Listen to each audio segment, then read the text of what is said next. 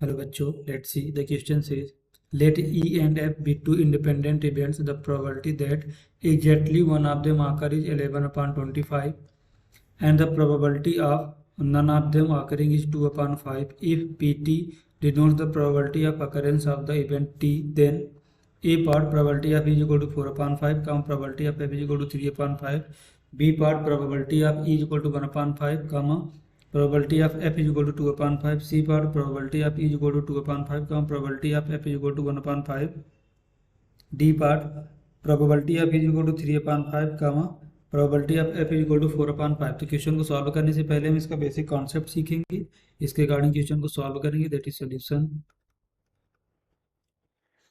की concept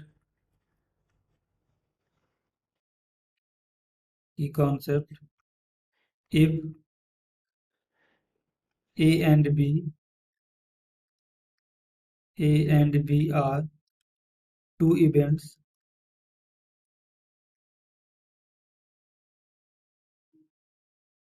if A and B are two events, then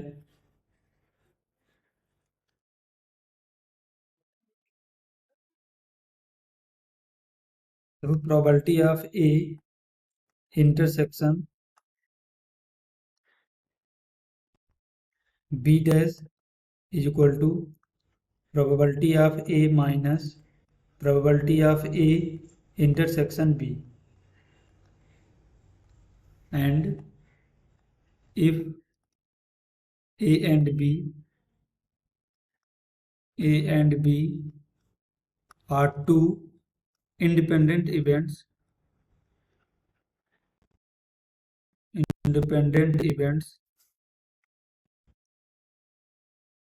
independent events, then probability of A intersection B is equal to probability of A into probability of B. तो हम इस basic concept का use करेंगे, इसके according question को solve करेंगे। देखो हमारे क्वेश्चन में क्या गिवन है, let E and F be two events, the probability that exactly one of them is occur, exactly one occur होती है, देखो यहाँ से देखो क्या मिलेगा, देखो probability of E intersection intersection F dash plus, देखो एफ डैश का मतलब होता है कि ये आकर ना हो या कॉम्प्लीमेंट होता है यहाँ से, probability of F intersection E dash is equal to exactly one occur होती है, इसकी प्रोबेबिलिटी हमारी कितना गिवन है, दैट इज 11/25। तो देखो यहाँ से हम इसे क्या लिख सकते हैं, that is probability of E minus probability of E intersection F, ये हमने की कॉन्सेप्ट पे डिस्कस किया, प्लस यहाँ पर क्या लिख सकते हैं, that is probability of F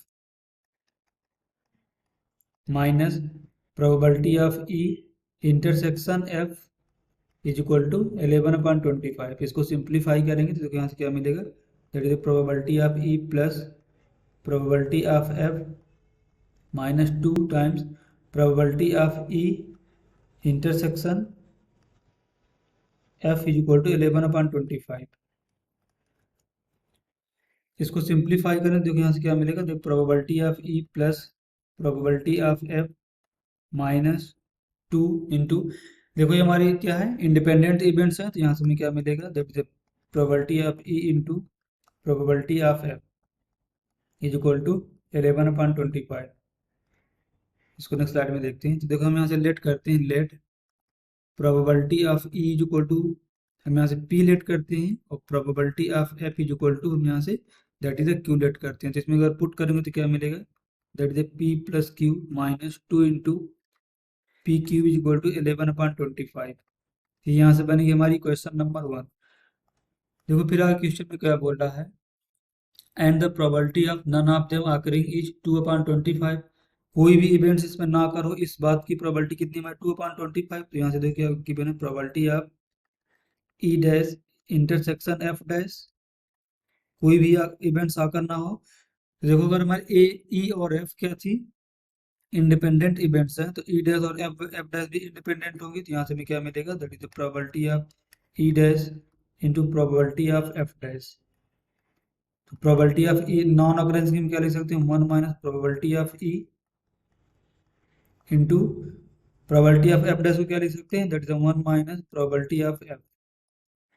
इसको सिंप्लीफाई करें तो देखिए यहाँ से क्या मिलेगा, that is the 1 minus P into probability of F हमने क्यू लेट किया था, that is the 1 minus Q. और ये हमारे क्वेश्चन में गिवन कितना है नॉन अग्रेंस का, दैट इज 2/25। तो यहाँ से क्या मिलेगा, दैट इज द 2/25। इसको नेक्स्ट स्लाइड में देखते हैं। देखो यहाँ से क्या मिलेगा हमें, that is the 2/25 is equal to 1 minus P into 1 minus Q. इसको सिंप्लीफाई करेंगे, that is the 1 minus Q minus P plus P into Q equal to 2/25। इसको फर्दर सिंप्लीफाई करेंगे कि तो यहाँ से क्या मिलेगा, that is P plus Q minus P upon Q equal to 1 minus 2/25। यहाँ से हमें कितना मिलेगा, that is the 23/25, that is the P plus Q minus P Q. ये यहाँ से हमें क्या बनेगी, इक्वेशन नंबर 2। इक्वेशन नंबर 1 और 2 को सॉल्व करेंगे तो देखिए यहाँ से लिखते हैं फ्रॉम इक्वेशन 1 एंड 2। 1 एंड 2 को देखो सॉल्व करेंगे तो यहाँ से तो इक्वेशन 1 हमारी क्या गिवन है, that is P plus Q minus 2pq is equal to 11/25, that is 11/25। और इक्वेशन सेकंड देखो हमारी क्या गिवन है, P plus Q minus P Q equal to 23/25। इसमें अगर हम 2 का मल्टीप्लाई करते तो यहाँ तो क्या मिलेगा, that is 2p plus 2q minus 2pq is equal to 23 into 2/25। इन दोनों को देखो हम सब्ट्रैक्ट करेंगे तो यहाँ से हमें क्या मिलेगा, that is the p plus Q is equal to 46/25 minus 11/25। इसको फर्दर सिंप्लीफाई करें तो देखो यहाँ से क्या मिलेगा, that is p plus Q is equal to that is 35/25। इसको फर्दर सिंप्लीफाई करें, that is 7/5 is equal to p plus q. यहाँ से हमें p कितना मिलेगा, that is p is equal to 7/5 minus q. p की वैल्यू को हम यहाँ से क्वेश्चन नंबर 2 पे पुट करेंगे। Put value of p in equation second. Equation देखो सेकंड हमारी क्या गिवन है, that is p plus Q minus P Q equal to 23/25। तो p की जगह देखो हमें कितना पुट करना, 7/। तो देखो यहाँ से हम p की वैल्यू को हम इक्वेशन नंबर 2 पे पुट करेंगे तो यहाँ से क्या मिलेगा, put value of p in equation second.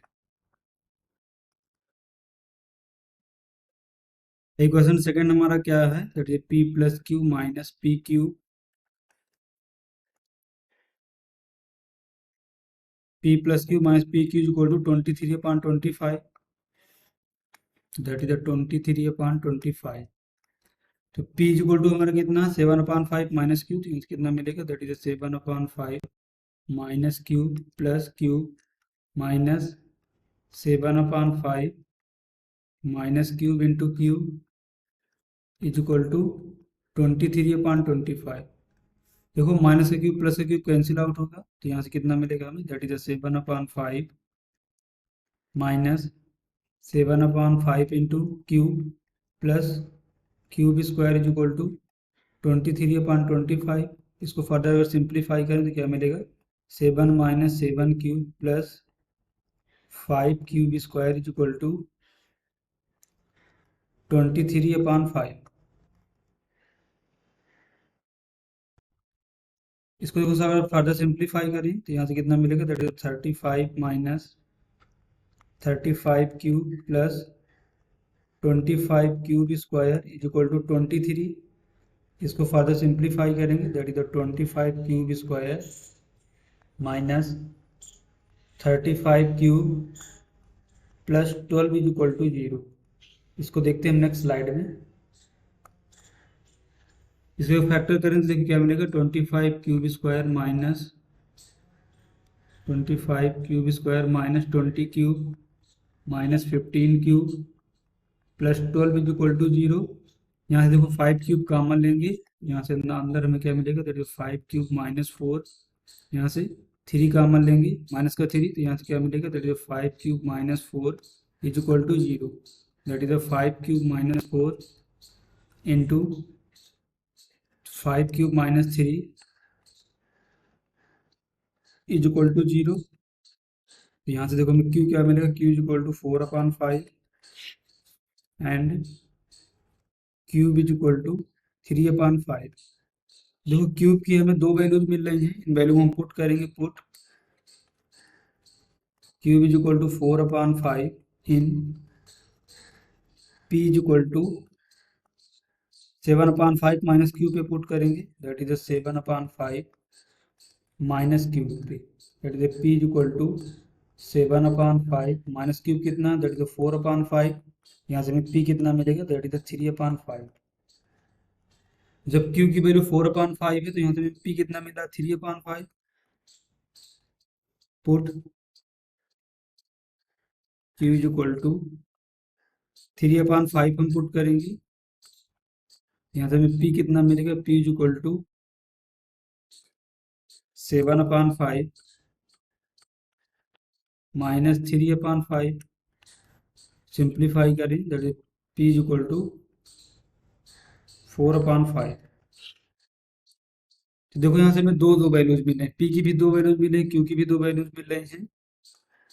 जब क्यू की वैल्यू हमारी 4/5 है तो पी हमारा कितना आ रहा है, 3/5, और जब हमारी पी की वैल्यू 4/5 है तो क्यू की वैल्यू हमारी 3/5 आ रहा है। तो इसके अकॉर्डिंग देखते हैं हमारा कौन सा ऑप्शन करेक्ट होगा। A part probability of E is equal to 4/5, probability of F is equal to 3/5. B part probability of E is equal to 1/5, probability of F is equal to 2/5. C part probability of E is equal to 2/5, probability of F is equal to 1/5. D part probability of E is equal to 3/5, probability of F is equal to 4/5. So option A and option D is the correct answer. Hope you understood it well. Best of luck.